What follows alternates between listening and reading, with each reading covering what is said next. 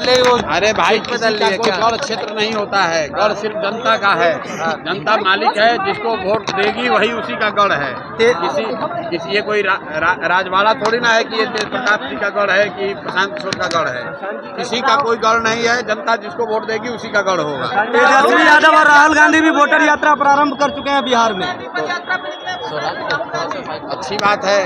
कम से कम प्रशांत किशोर की पदयात्रा ने बिहार के नेताओं को रोड पर तो उतारा, नहीं तो यहाँ पर तो सिर्फ लालू के डर से नीतीश और मोदी के डर से लालू को वोट मांगने की परिपाटी थी। ये जन स्वराज का डर है कि 20 साल से जो 400 का पेंशन था वो बढ़कर 1100 हो गया, जो रसोईया का सैलरी डबल हो गया, आशा वर्कर्स का मानदेय बढ़ गया, बिजली का आपका 125 यूनिट फ्री हो गया।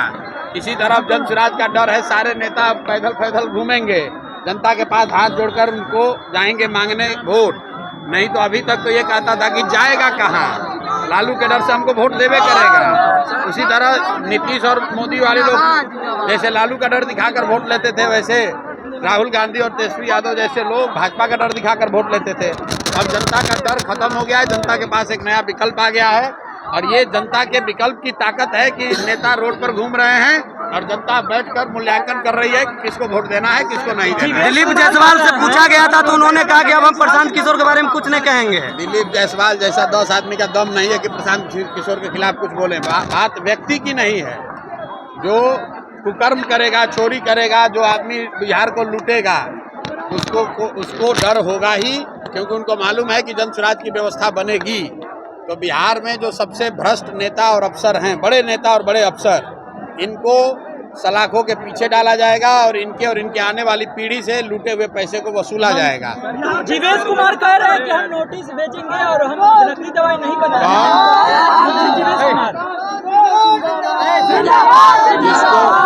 जिसको कोर्ट ने कन्विक्ट कर दिया, जैसे लालू जी हैं, लालू जी पर चारा चोरी का इल्जाम लगना एक बात है और कोर्ट का कन्विक्शन अलग बात है।